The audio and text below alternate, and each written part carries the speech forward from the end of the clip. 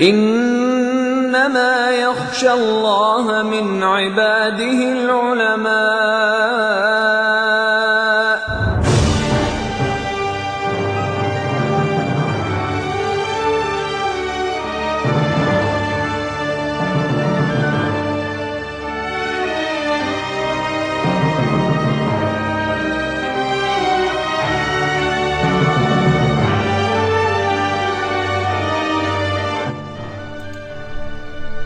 بسم الله الرحمن الرحيم. Ayatollah al-Uzma Sayyid Riza Bahauddini Ridwanullah Ta'ala alayhi, born on the 29th of March 1908. His father Sayyid Safi Rizai, known as Asid Safi, among the pious people and like his forefathers, was blessed serving in the shrine of Hazrat Ma'sooma alayhi salam at Qum. He was very well versed in Arabic grammar and recited 20 juz of Quran every day and pondered into the verses a lot, frequented a lot with the true divine ulama, and was famous for being a mustajabud da'wah, someone whose prayers are accepted and granted without delay. His mother, Fatima Sultan, from the family of Sadr al-Muta'allihin, Mullah Sadra Shirazi Rahmatullahi alayh, a very pious lady possessing a high rank in Irfan. Before the birth of Sayyid Riza, she was blessed with a son who dies at the age of 2. The grief-stricken mother not only does not weep and cry upon the affliction, she performs a sajda of thanks and prays to the Almighty to bless her a son who could be among the great ulama of Imamiyyah and among the awliyaullah. On the birth of Sayyid Riza and seeing his talent from his infanthood, she found that her prayers were answered. She invested all her might in educating and upbringing this gem and in blossoming the great ethical qualities in him. She was renowned for her spirituality, simplicity, love, and respect towards her husband and family. And this enlightenment was bestowed through her acquaintance and memorizing of the Holy Quran and the du'as reported from Ahlul Bayt alayhim as-salam. Ayatollah al-Uzma Bahauddini says, I was born in 1327 after Hijrah, 1908 AD, and I remember exactly the incidents that unfolded before me when I was an infant just 6 months in my cradle. And I understood things when I was 1 and 2 years of age. I still remember that at the age of 1, I had to undergo a surgery to get a corn removed. Everyone around me was terrified. All present around me and my cradle could not see it being removed. The surgeon applied the lancet and the surgical knife with a pointed double-edged blade, and I was eased. I still remember the pains and the aches, but little could I do. Marhum Haj Agha Hussain, my brother, 3 years younger than me, I remember his birth, his crying, the place he was kept, and the place where I was put to sleep, etc. As if everything is being replayed before me and I am watching it now. The Almighty blessed me with His ma'rifah at the age of 2. From the age of 1, I loved the pure people. I understood good and evil, and at that age I could differ between the noble and the treacherous. My grandmother organized, conducted and recited for Aba Abdullah al-Hussein alayhi salam. I felt her enlightenment and I loved her. I wasn't 2 yet. My grandmother took me to a jashan held to observe the birthday of the Holy Prophet sallallahu alayhi wa alihi wasallam. She recited and everyone recited with her. تولد شد محمد به دنیا آمد احمد. It's the birth of Muhammad, arrival of Ahmad. I understood this poetry then and I enjoyed it, and since then I remember these phrases. Ayatollah Bahauddini says, at the age of 2, my father enrolled me at the Maktab. There I learned Suratul Hamd and the small surahs. I was taught the Adhan and the Iqamah, then reading the Holy Quran, and then I started to learn to write. My teachers at the Maktab were very dignified, learned, and pious women that the Almighty had blessed me with. I started my studies in the Hawza of Qom at the age of 7.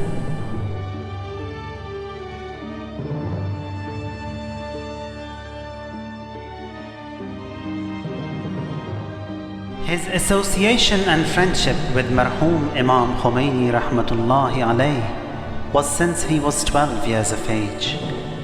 After Marhoom Ayatollah al-Uzma Burujerdi and Imam Khomeini's movement in Qom, it was widely known that he was his very staunch supporter. He always said that Imam must be helped, so much so that after his death, he wanted Marhoom Imam to remain in the highest peaks of Marja'iyyat and issued a fatwa allowing his muqallideen to remain in his taqleed, and for the new muqallideen to start his taqleed. In support of the present leadership, he repeatedly said, he must be supported and helped. He once said, a delegation had come to visit me. They said, we have written a book on Wilayat's faqih. I said, Wilayat is neither to read nor write, it is bestowed.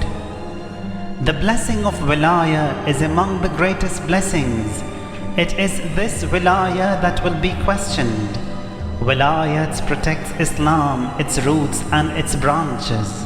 It is by the might of the divine men that the entire legislation, including judiciary, education, spirituality, economy, politics, all get a divine appearance and navigate. Because a divine man heads the establishment, he is the pivot and the source, and all the rest is furu and secondary. Regarding the consequences of opposing Wilaya, he said, be very careful. Opposing Wilayat faqih is not simple. When Mirza Shirazi the Great started his movement against the British Empire and issued the fatwa banning the usage of tobacco, an alim, a scholar, opposed him. Mirza cursed him. As a result, none from the progeny of that person were blessed being an alim. His young son died, and the regret of him having an alim son remained with him. His word before the ulama. 60 years ago I was asked about Agha Ruhullah, what is he good for? And another person. I replied, Agha Ruhullah is good for everything in Islam, but the other person will remain a good lecturer in the Hawza. He was offended for some time. Later he accepted, saying, you were right.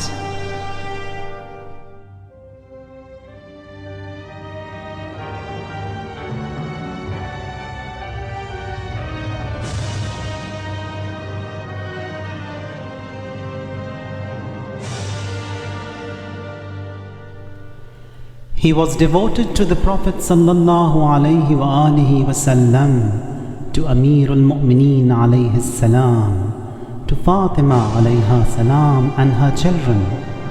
He said, every goodness and blessing is from the Prophet sallallahu alaihi wasallam. Give much importance to salawat.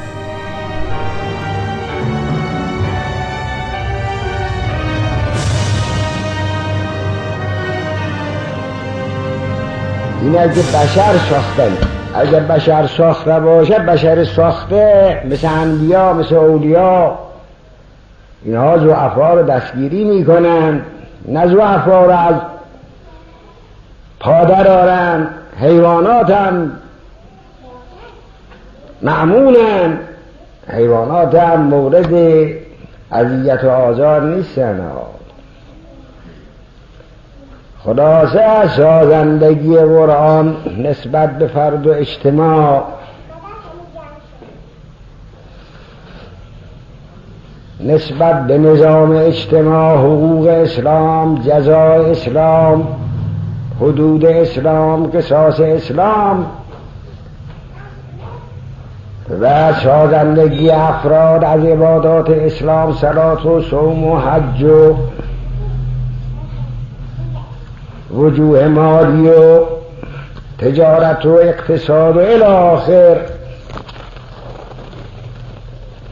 که اسلام کتاب یک دستور سازنده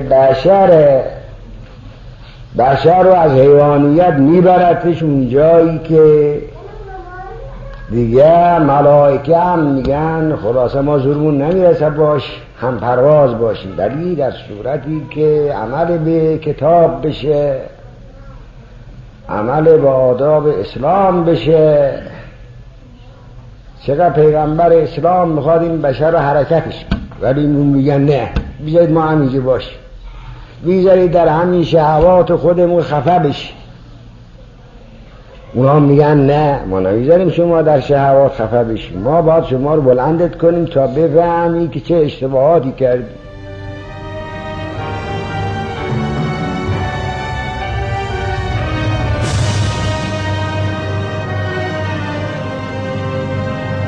مزکا بشه، مهذب بشه از این حجاب هایی که حجاب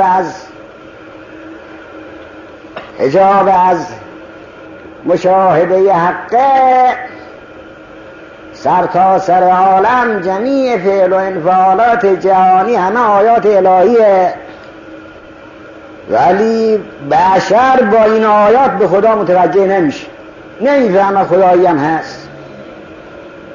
ولی اون علی علیه السلام که میگه به هر چه نگاه کردم جهت الهی را درش یافتم، موانع همه مال این بشره، تا این بشر گرفتار شهوات، گرفتار حسد هاست، گرفتار حرص هاست، گرفتار رقابت هاست، گرفتار تعارض هاست. In his last days, he was suffering from severe stomach aches. Medications were suggested by the well-wishers. In reply, he said, "Che bayad kard, bayad taslim shod." It's past these stages. What should be done? One must surrender. One must submit. Kullu man alayha fan. Everyone on it is perishable. He then said, "For 3 times prior to this, I've been after excuses with the Almighty God. I was to depart long time ago. I asked Allah to allow me to remain. I know that the other side is better for us, hence death I don't fear." Ayatollah Bahauddini said, "A week from today I will die, and Salman and Abu Zar will attend my funeral." Another noble said in his funeral, 2 men, those among the first and foremost, attended his funeral, but he did not mention who they were. This sun of the skies of Irfan and spirituality sets on Friday, 18th of July 1997, 14th of Rabiul Awwal 1418.